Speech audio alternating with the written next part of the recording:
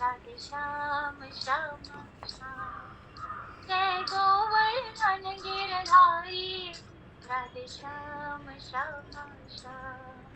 जय श्याम सुंदर बनवारी राधे श्याम श्याम श्याम। जय श्याम सुंदर बनवारी राधे श्याम श्याम श्याम। राधे श्याम श्याम श्याम। राधे श्याम श्याम श्याम। राधे श्याम श्याम श्याम। राधे श्याम श्याम श्याम। जय माधव मदन मुरारी राधे श्याम श्याम श्याम। जय केशव कलिमलहारी राधे श्याम श्याम श्याम। जय माधव मदन मुरारी राधे श्याम श्याम श्याम। राधे श्याम श्याम श्याम। राधे श्याम श्याम श्याम। श्याम श्याम श्याम। राधे श्याम श्याम श्याम। जय माधव किशोर मुरारी राधे श्याम श्याम श्याम। जय केशव कलिमलहारी राधे श्याम श्याम श्याम। जय नित नित विघ्न बिहारी राधे श्याम श्याम श्याम। जय वृंदावन बिहारी राधे श्याम श्याम श्याम। शरणागत वत्सल, भक्तवत्सल, दीनबंधु दयासिंधु भगवान श्री सीताराम जी महाराज की असीम कृपा करुणा से श्री हनुमान जी महाराज की परम पावन भावमयी सन्निधि में, महापुरुषों की भावमयी उपस्थिति में एवं आप सभी श्रद्धालु भक्त वैष्णवों की मंगल सन्निधि में मानव जीवन का सर्वोत्कृष्ट फल भगवत गुणगान, भगवत स्मरण का लाभ हम सभी भगवान श्री कृष्ण चैतन्य देव के लीला चरित्रों के माध्यम से प्राप्त करने जा रहे हैं।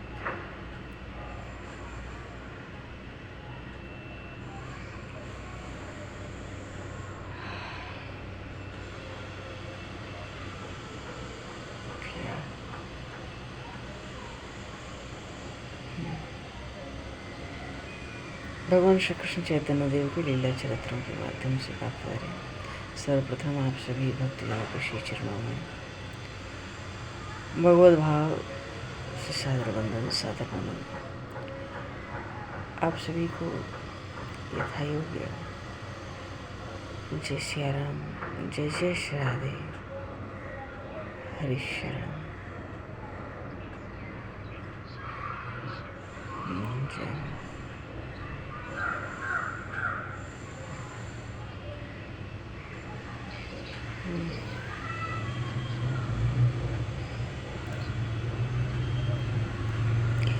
वराहपीडं नटवरवपुः कर्णियो कर्णिकारं बिभ्रद्भासः कनकवपुषं वैजयन्तीं च मालां रन्ध्रान् वेणुर्धरसुधया पूरेण गोपवृन्दैः वृंदारण्यम सवदरमणम प्राविशत गीतकीर्तिः। बोलिए श्री नंदन श्याम सुंदर भगवान की जय, श्री चैतन्य महाप्रभु की जय।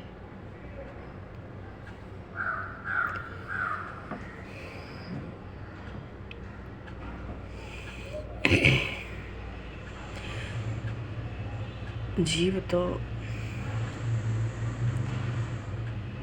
दिन रात जगत का दुख, शोक, पीड़ा, बिना असफलता, अपमान, अभाव, दरिद्रता, वियोग, रोग, निराशा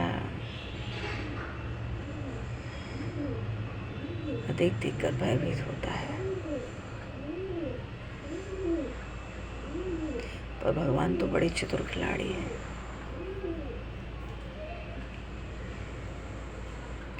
न जाने भगवान कितने रूपों में है, जितने दिखते हैं, जहाँ तक मन बुद्धि जाती है उससे भी आगे न जाने क्या क्या कहाँ कहाँ तक। सब रूपों को धारण करके एक भगवान ही भगवान ही खेलने आते हैं। हम प्रभु को पहचानते नहीं तो डरते हैं, परिस्थितियों से दूर भागते हैं। तो ये प्रभु ऐसी दिव्य आंखों दो कि तुम्हें पहचान जाऊं, पर तुम्हें कभी भूलूं नहीं। और चाहे तुम किसी भी रूप में आओ, ऐसी कृपा करो कि तुम्हें पहचान ही लूं और तुम्हारे नए नए खेल।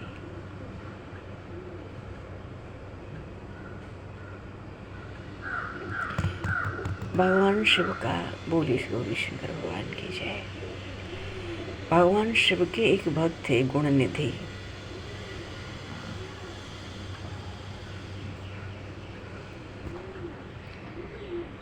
तो बहुत प्राचीन बात है, यज्ञदत्त नाम के एक ब्राह्मण थे, सब वेद शास्त्रों के ज्ञाता। उनके पास अतुलनीय धन और कीर्ति दोनों थी।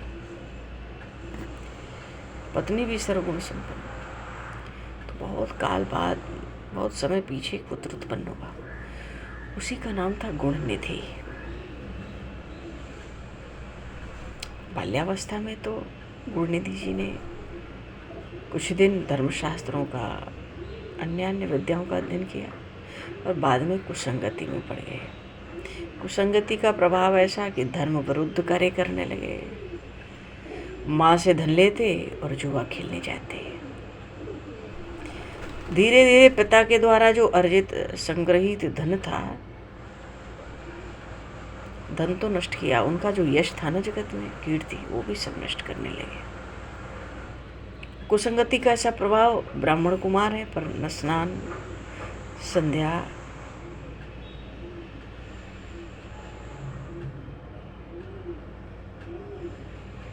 सब छूट गया।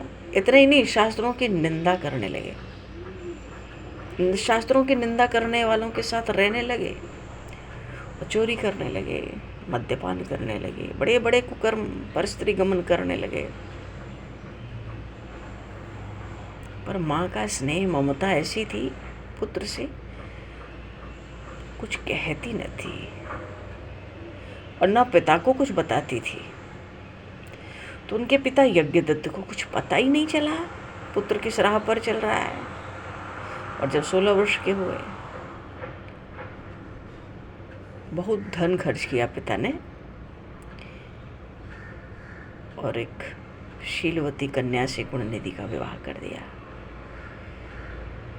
लेकिन देखो ना कुसंग का प्रभाव, फिर भी कुसंगति नहीं छोड़े। माता बहुत समझाती थी विवाह के बाद कि तुम कुसंगति को त्याग दो, नहीं तो यदि तुम्हारे पिता को पता भी लग गया ना तो अनिष्ट होगा। तुम अच्छी संगति करो और अपनी पत्नी में मन लगाओ। और तुम्हारे कुकर्मों का कहीं राजा को पता लग गया तो हमें धन देना भी बंद कर देगा। हमारे कुल का जो यश कीर्ति है वो भी सब नष्ट हो जाएगी। बड़ा समझाने पर भी नहीं सुधरा, अपराध बढ़ते ही चले गए। तो घर की सारी संपत्ति तो नष्ट हो गई वैश्याओं के पास गमन करने से और द्रुत कीड़ा से, जुआ खेलने से। एक दिन तो अदुई माँ सो रही है, माँ के हाथ की अंगूठी ले गए हो, जुए में हारे।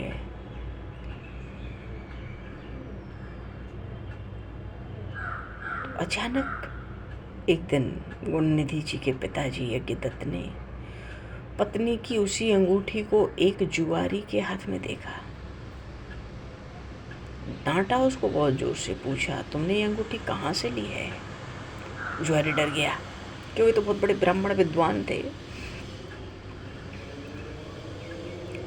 तो तो उनके पुत्र गुणनिधि के संबंध में उसने सब कुछ सत्य सत्य बता दिया, सारी बात। अब जुआरी से अपने पुत्र के विषय में सुनकर यज्ञदत्त को बड़ा आश्चर्य हुआ, तो लज्जा से व्याकुल होकर घर आए और उन्होंने अंगूठी के संबंध में जो गुणनिधि के विषय में सारी बात मालूम पड़ी थी, जानकारी हुई थी, अपनी पत्नी से कहा। तो माँ ने गुणनिधि को पहले तो खूब बचाने का प्रयास किया। उनके पिता गुणनिधि के पिता यज्ञदत्त का क्रोध बहुत बढ़ गया। फिर उन्होंने कहा, देख मेरे साथ तू भी अपने पुत्र से नाता तोड़ ले, तभी मैं भोजन करूंगा। वो तो चरणों पर गिरी। एक बार क्षमा कर देने के लिए गुणनिधि के लिए उन्होंने प्रार्थना की माँ ने। थोड़ा सा क्रोध कुछ कम हुआ यज्ञदत्त का। और जब गुणनिधि को इस बात का पता चला तो बड़ी आत्मग्लानि हुई उसको। उसे अपनी माता के उपदेशों का स्मरण हुआ, शोक करने लगा, अपने कुकर्मों के कारण अपने को धिक्कारने लगा जो, और पिता के भय से घर छोड़कर भाग गया। पर जीविका का तो कोई भी साधन नहीं था ना, तो जंगल में जाकर रोने लगा। और देखो ना दैव योग, इसी समय एक शिव भक्त थे, तरह तरह की पूजन सामग्री से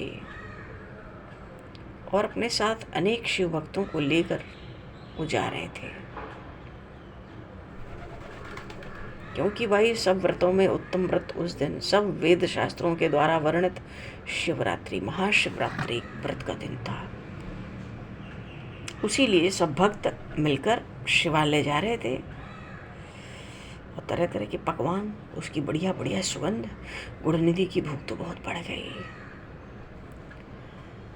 तो वो गुणनिधि भी इनके पीछे पीछे इसी उद्देश्य से शिव मंदिर चलने लगा कि जब ये लोग भोजन को शिव जी को अर्पित कर लेंगे तो मैं उसे ले लूंगा।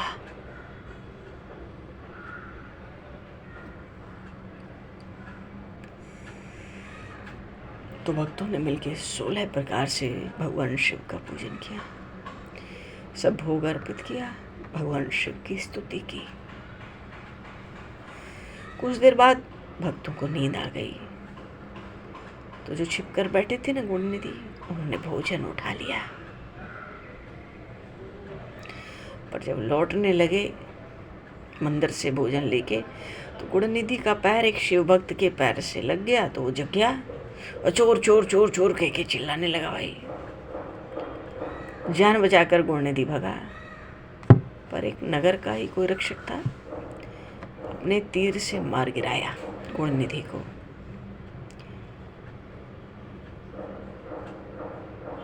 मार गिराया मतलब मार ही गिराया।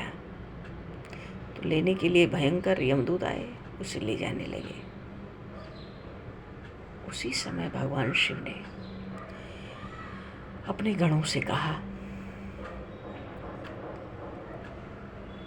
इसने मेरा परम प्रिय शिवरात्रि का व्रत और रात्रि जागरण किया है। व्रत क्यों? क्योंकि ऐसे ही भूखा था, भूखा प्यासा। रात्रि जागरण कैसे? प्रतीक्षा कर रहा था जब भगत लोग सो जाएं तो इनका चढ़ाया हुआ पकवान ले आऊं और खा लूं। तो खाना कहाँ पाया? खा नहीं पाया ना, उसके पहले ही मार गिराया।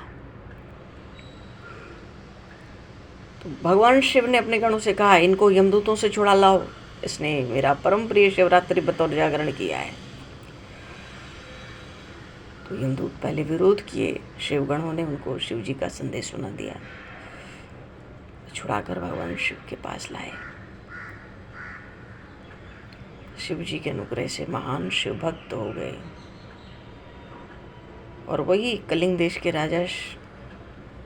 राजा भी हुए, बहुत बड़े शिव भक्त, जहाँ भगवान शिव साक्षात प्रकट हुए थे। समय पाकर वही यक्षों के अधिपति कुबेर भी हुए। अरे इनकी बड़ी सुंदर सुंदर एक बार तो भगवान शिव के ऊपर सोने का घंट लगा था, उसको चुराने के लिए शिवलिंग पर ही चढ़ गए। कैसे उतार लूं, कैसे ले जाऊं, शिवलिंग पर ही चढ़ गए। भगवान शिव तो बहुत प्रसन्न हो गए। क्यों, इतना समर्पण तो आज तक और किसी ने नहीं किया था। इसने तो सर्वस्व का समर्पण कर दिया, रोम रोम से मुझे रोम रोम समर्पित कर दिया। क्योंकि शिवलिंग पर तो जो भी रखा जाए वो समर्पित ही होता है, वो तो खुद ही चढ़ गया। जहु जुग तीन काल तिहु लोका, भय नाम जप जीव बिसोका। वेद पुराण संत मत एवं, सकल सुकृत फल राम सनेव।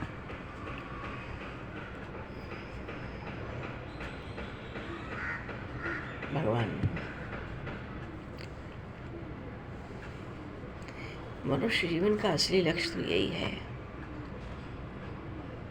कि भगवत प्रेम प्राप्त हो। पर असली लक्ष्य का तो त्याग किए बैठे हैं, तो हमारी दुर्दशा हो रही है। इसलिए महापुरुष कहते हैं तुम तुरंत अपने जीवन के लक्ष्य को स्थिर कर लो, क्योंकि जीवन के परम चरम लक्ष्य तो परमात्मा ही हैं।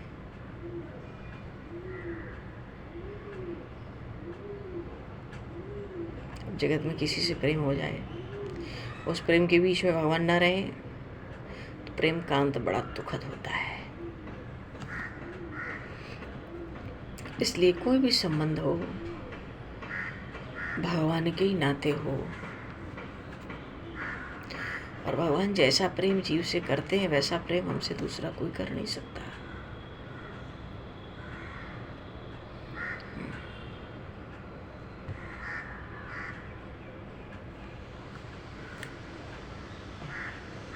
चरण शरण में आए के धरो तिहारो ध्यान, संकट से रक्षा करो पवन पुत्र हनुमान।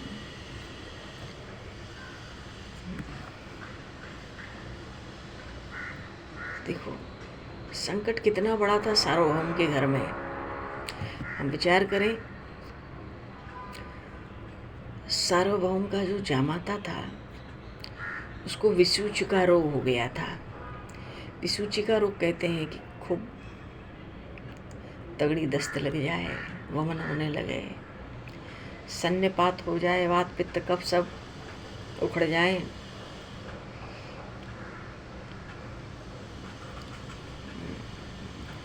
मतलब बड़ा संक्रमण पेट में हो जाए, खाने पीने जो भी कारण हो। तो कहाँ तो सार्वभौम के जामाता अमोघ को उसी रात्रि में मरने की स्थिति थी और वो मर गया था वस्तुतः। पर जब गोपीनाथ आचार्य ने महाप्रभु को खबर की, महाप्रभु दौड़े दौड़े आए और उसकी छाती पर अपना हाथ रखा, हाथ रख के कहा, उसकी करने का फल तो मिल गया था। महापुरुष को उसने व्यंग किया था, कटु शब्द कहे थे,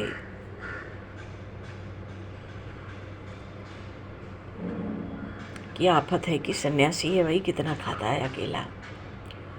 पर महाप्रभु तो उसकी छाती पर हाथ रख के कहते हैं, इसके अंदर जो भी दोष हैं हृदय के निकल जाएं, हृदय निर्मल हो जाए, अंतःकरण निर्मल हो जाए, जिससे परमात्मा इसके हृदय में निवास करे।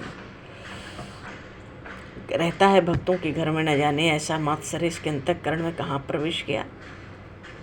अरे वो दुष्ट मात्सर्य निकल जा भाई, और तुझे डर नहीं लगता? सार्वभौम के घर में रहने वाले अमुक के अंतःकरण में तू प्रवेश कर गया, अब तू अभी भाग जा, उठ बैठा अमोघ। प्रभु ने कहा श्री कृष्ण नाम का कीर्तन करो, कीर्तन करने लगा। इतने में ही उसको श्री कृष्ण प्रेम की प्राप्ति हो गई, महाप्रभु का अंतरंग भक्त बन गया, महाप्रभु का भी प्रेम पात्र बन गया। महाप्रभु के चरणों में अधिकाधिक उसका प्रेम होने लगा। पूर्व प्रसंग में श्री चैतन्य महाप्रभु ने सार्वभौम के जामाता अमोघ का उद्धार किया। उद्धार ही नहीं किया महाराज, श्री कृष्ण प्रेम का दान भी किया, अंतरंग भक्तों में शामिल भी कर लिया। और इधर तो महाप्रभु की लीलाएं निरंतर अनवरत चल रही हैं। जीवों के, दीन अनाथ दुखियों के जीवों का उद्धार सबको श्री कृष्ण नाम संकीर्तन में लगाना, श्री कृष्ण प्रेम की प्राप्ति कराना। और उधर श्री नित्यानंद प्रभु अपने सहायकों के साथ गौड़ देश में भगवान नाम वितरण करने के लिए गए हैं। नित्यानंद महं वंदे कर्णे लंबित मौक्तिकम चैतन्याग्रज रूपेण पवित्री कीर्ति भूतलम। उनकी कीर्ति बड़ी पवित्र है ना, श्री नित्यानंद प्रभु की। कर्ण में तो मुक्तामय कुंडल, भगवान श्री कृष्ण चैतन्य देव को बड़े भाई के रूप में, उनके बड़े भाई के रूप में इस पृथ्वी पर अवतार लिए। भक्ति रस से सबको द्रवित करके परम पावन बना दिया। ऐसे श्री नित्यानंद प्रभु के श्री चरणों में बारंबार प्रणाम है, कोटिशः। अच्छा, नित्यानंद जी का स्वभाव तो सदा से ही अबोध बालकों सा था। पुरी में भी सदा बाल्य भाव में ही बने रहते थे। वो शिवाजी जी की धर्मपत्नी थी ना, मालती देवी, या तो उनके पास या सची माता के पास, उनमें अनंत गुण थे, पर एक उनमें सर्वश्रेष्ठ गुण था। वे महाप्रभु को अपने प्राणों से भी अधिक प्यार करते थे। प्रभु चरणों में, महाप्रभु के चरणों में उनका बड़ा प्रगाढ़ प्रेम था। और प्रभु के अतिरिक्त तो और किसी को कुछ समझते ही नहीं थे। उनके लिए भगवान, परमात्मा, ब्रह्म जो कुछ थे वो श्री चैतन्य महाप्रभु ही थे। और बच्चों की तरह महाप्रभु से भी बातें करते थे। और घूमने फिरने का पहले से ही स्वभाव था। और बच्चों के साथ खेलने में वो सबसे अधिक आनंद का अनुभव करते थे। सदा ही बच्चों के साथ खेलते रहते थे और उनसे जोरों जोरों से कीर्तन कराते थे।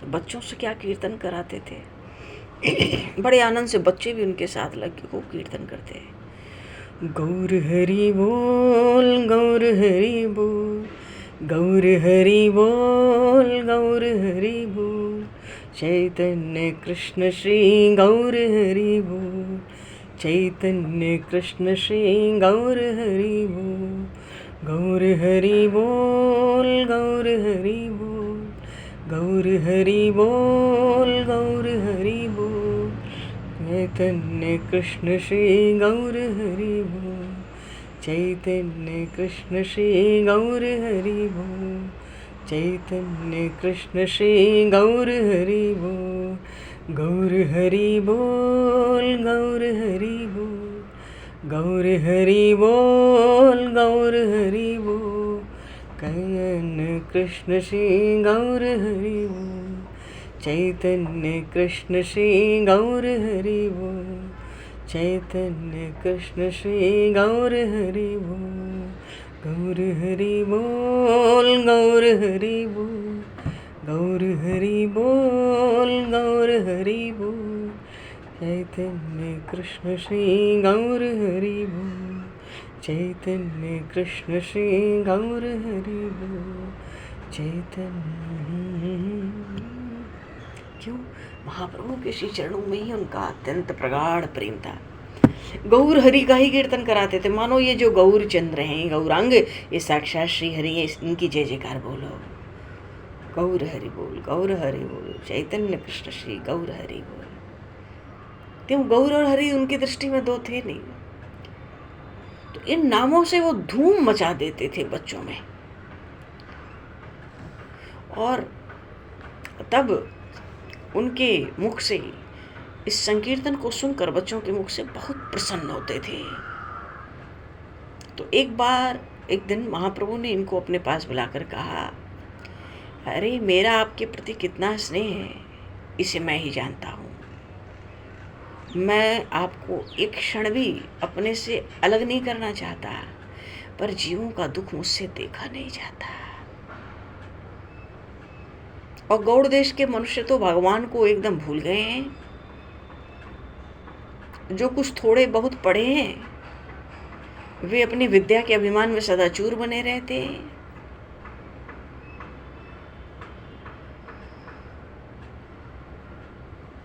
वो तो श्री कृष्ण कीर्तन को घृणा की दृष्टि से देखते हैं। अब आपके सिवाय गौड़ देश का उद्धार और कोई नहीं कर सकता, ये काम आपके ही द्वारा हो सकता है। इसलिए जीवों के कल्याण के निमित्त आपको मुख से कीर्तन कराना होगा और मुझसे अलग होकर गौड़ देश में भगवान नाम का वितरण करना होगा। आप में ऊंच नीच का भेदभाव तो है नहीं, तो आप लोगों को भगवान नाम का उपदेश दे सकते हैं। मर्मवेदी वाक्य थे, शब्द थे महाप्रभु के। आंखों में आंसू भर आए नित्यानंद प्रभु के, कंठ रुद्ध हो गया, कहने लगे प्रभु आप सर्वसमर्थ हैं, आपकी लीला जाने नहीं जा सकती।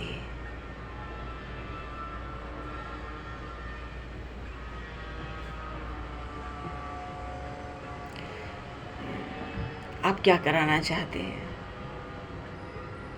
भला आपकी अनुपस्थिति में मैं कर ही क्या सकता हूँ प्रभु? मैं आपके बिना कुछ भी नहीं कर सकूंगा,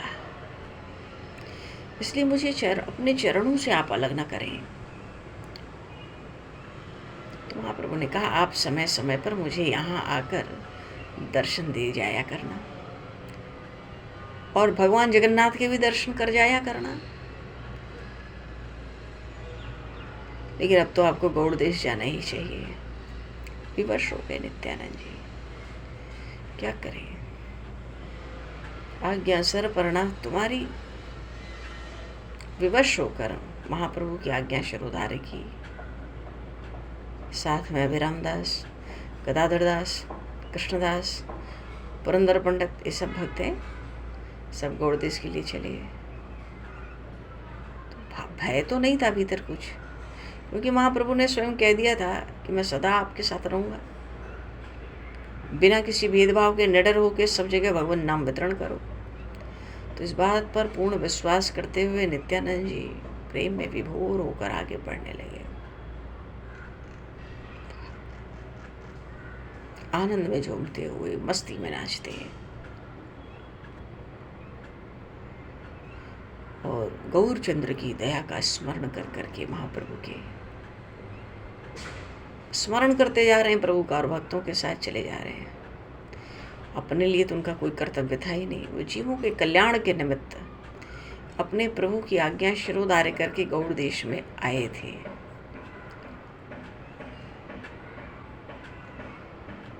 और उस समय सारा गौड़ देश, संपूर्ण गौड़ देश ऐसा लगता था भक्ति रस के अमृत का पान करने के लिए प्यासा बैठा है।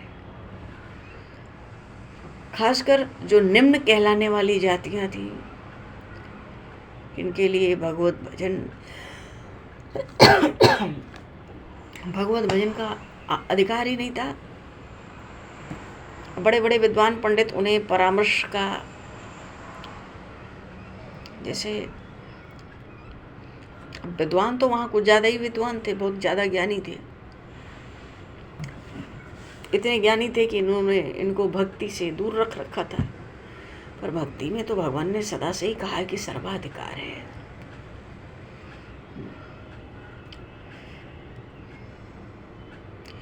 तो बड़े बड़े जो विद्वान लोग थे ना, उनको बिठा के कभी साधन भजन का उपदेश देते ही नहीं थे।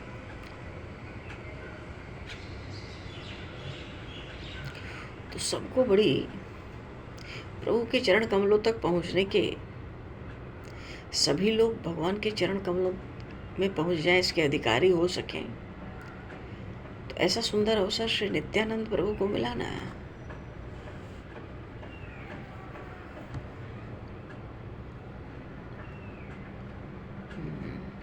बड़ा तो सब गौड़ देश में आए और इनकी वाणी में जादू था, चेहरे पर बड़ा ओज था, शरीर में एक अलग ही स्फूर्ति रहती थी। और फिर महाप्रभु के प्रेम का अनन्य दृढ़ विश्वास भी था। इन्हीं सब बातों से गौड़ देश में प्रवेश करते ही इनके उपदेश का ऐसा जादू हुआ, थोड़े ही दिनों में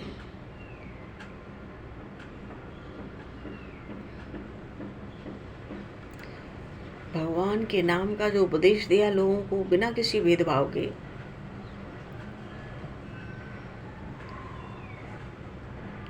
चाहे जो आवे वो भगवान के नाम का उपदेश ग्रहण करे। खासकर जो नीची कहलाने वाली जातियां थीं, उनके ऊपर सबसे अधिक कृपा करते थे। जो बड़ी जाति के हैं भाई श्रेष्ठ, तो श्रेष्ठ पने के अभिमान में इनकी बातों पर ध्यान ही नहीं देते। और जो निम्न श्रेणी के थे बड़े श्रद्धा के साथ सुनते थे, इसलिए उन्हीं को अधिक उपदेश करते थे। ऐसे सब लोगों को भगवान नाम के निरंतर प्रसाद करते हुए श्री कृष्ण कीर्तन का जो अपूर्व रस है, लोगों को सुखी बनाते हुए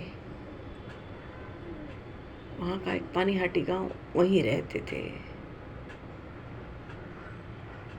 तो सब भक्तों के साथ वहाँ कहाँ ठहरे थे? राघव पंडित के घर में, क्योंकि राघव पंडित भी महाप्रभु के अनन्य भक्त थे।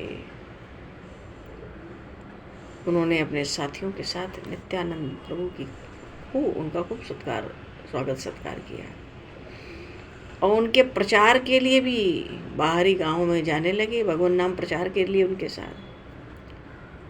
तो 3 महीने वहाँ ठहरे नित्यानंद प्रभु और लोगों को श्री कृष्ण कीर्तन का उपदेश करते रहे।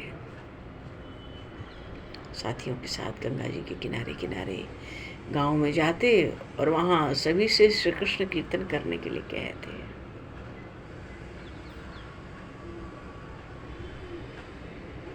सीधी सादी भाषा में सरलतापूर्वक गांव के लोगों को समझाते, तो इनके समझाने का लोगों पर बड़ा भारी अधिक असर होता। उसी दिन से कीर्तन करने लग जाते सब। उसी बीच अंबिका नगर गए, वहाँ भी संकीर्तन का प्रचार।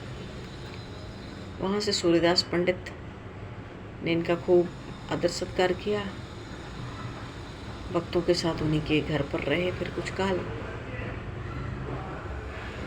तो सूर्यदास जी का तो जितना परिवार था ना, सबकी श्री नित्यानंद प्रभु के चरणों में बड़ी भारी श्रद्धा सब रखने लगे।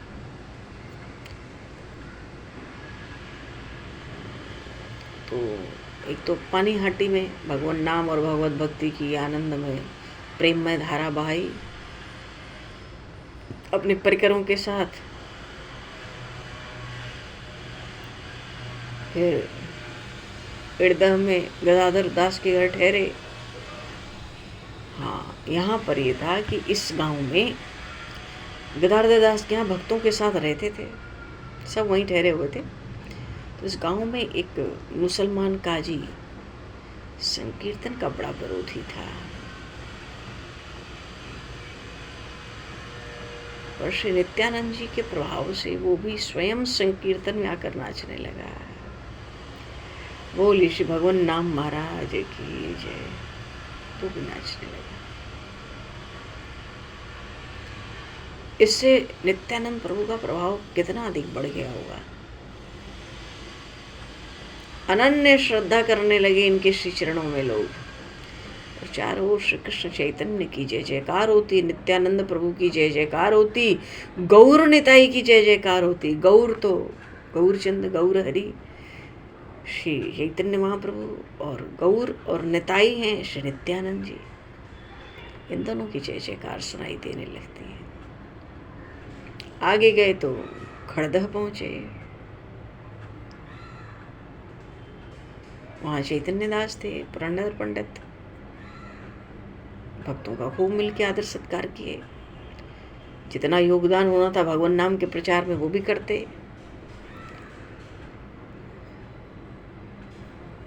मानो तरह तरह से लोगों को प्रभु के प्रेम में,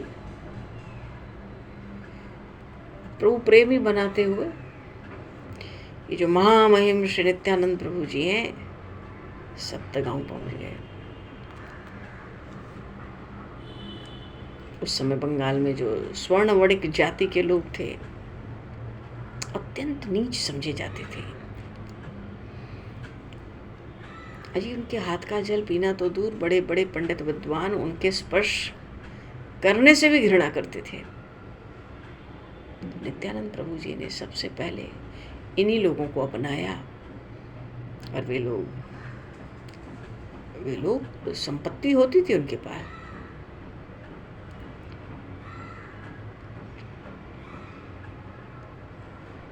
और इस चीज़ से बहुत लालायित रहते थे, किसी तरह हमारा परमार्थ के मार्ग में प्रवेश हो जाए। नित्यानंद जी ने इनके अछूतेपन को एकदम हटा दिया।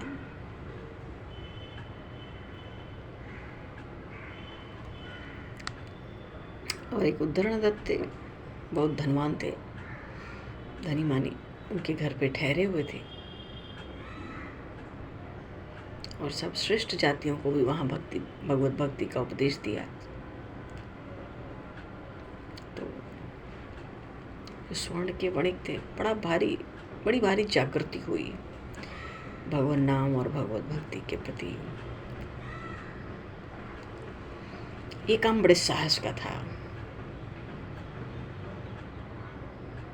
क्योंकि ऐसा काम किए तो जो ऊंची जाति के थे वो धिक्कारने लगे इनको।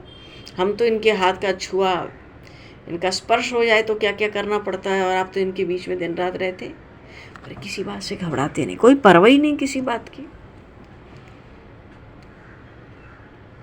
इतने निर्भय है और इनकी लगन इतनी सच्ची है। धीरे धीरे सब ने इनके चरणों में अपने अपने सिर नवा दिए। वो सब गांव में जहाँ जहाँ जाते श्री नित्यानंद प्रभु, श्री निताई पंडित का नाम चारों ओर फैल गया। सप्त गांव जो था उसके आसपास के भी गांव में भगवान नाम का प्रचार करते करते अंत में शांतिपुर में अद्वैताचार्य जी के घर आ गए। बोलिए श्री अद्वैताचार्य जी महाराज की जय।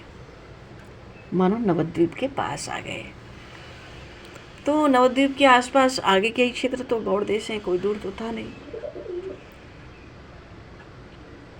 श्री अद्वैताचार्य जी के घर आ गए।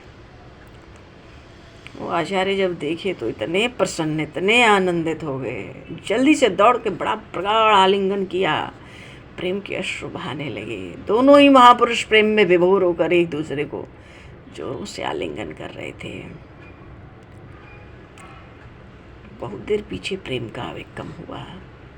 आचार्य कहने लगे, अरे ओ निताई, नित्यानंद, अरे ओ निताई, आपने ही वास्तव में महाप्रभु के मन के भावों को समझा है। आप तो महाप्रभु के बाहरी प्राण हैं। तरह तरह से नित्यानंद जी की स्तुति की अद्वैताचार्य जी ने, और कुछ काल अपने स्थान में ठहरने के लिए भी आग्रह किया। और अद्वैताचार्य जी का आग्रह नित्यानंद प्रभु कुछ काल शांतिपुर में रह गए। वहाँ भी भगवान नाम और संकीर्तन का प्रचार करते रहे। वो तो महाप्रभु के घर से ज़्यादा दूर है ही नहीं, नवद्वीप से पास में ही है। तो वहाँ से विदाई लिए तो नवद्वीप भी आ गए। अरे वहाँ भी तो माता सच्ची है। और जैसे ही नवद्वीप में प्रवेश किए श्री नित्यानंद प्रभु भक्तों के साथ, कोलाहल समझ गया। चारों ओर से भक्त आकर इनके पास जुटने लगे। पर सबसे पहले प्रभु के घर गए, महाप्रभु के घर। वहां जाके शशि माता के चरणों की वंदना किए। बहुत दिनों पीछे निताई को इनके पुत्र ही मानती थी पूरा। माता को भी उनके सुख की सीमा थोड़ी ही रही। शशि माता को गोद में बिठा के बच्चों की तरह उनके मुख पर हाथ फेरती, कहती, बेटा निताई, ये तो बता, अरे मेरा निमाई मुझे भूल गया क्या? तूने भी मेरी सुध बिसार दी। आज इतने दिनों बाद तेरा मुख देखकर मुझे परमानंद हुआ। अब मैं अपने बड़े पुत्र विश्वरूप और वो निमाई, उसके भी सन्यास का दुख भूल गई। तुझसे इतना सुख हुआ। अब बेटा अब तू यहीं मेरे पास रहे।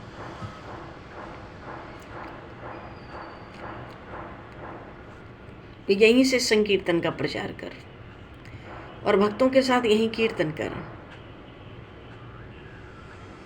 अब मैं सदैव तुझे आंखों के आगे अपने देखकर सुखी हो सकूंगी।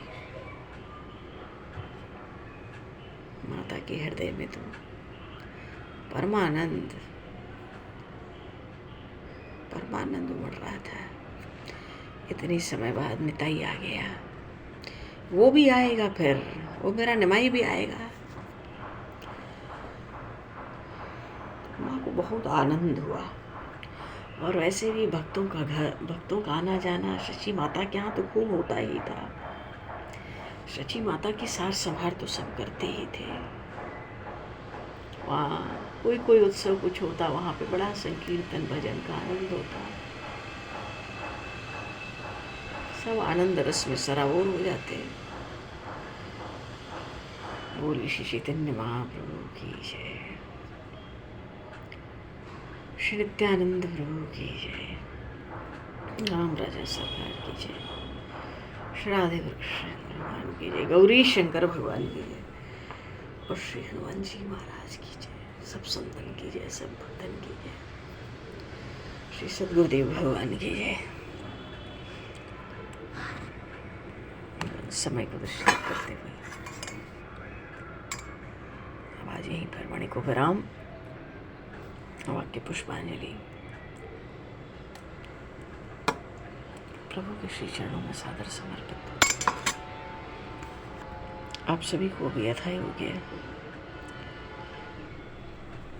जय श्री राम, जय जय श्री राधे, हरे श्याम। जय श्री राम, जय जय श्री राम, जय श्री राम, जय श्री राधे, हरे श्याम। जय श्री राम, जय श्री राम, राधे राधे, राधे राम, जय श्री राम, जय श्री राम, राधे राधे, जय महाराज जी, राधे कृष्ण, जय श्री गुरु महाराज, जय श्री राम, जय श्री राम, राधे राधे, जय भगवान, जय बोल ले भगवान, जो कोई आप बोलना चाहें बोल ले। वृंदावन बिहारी लाल।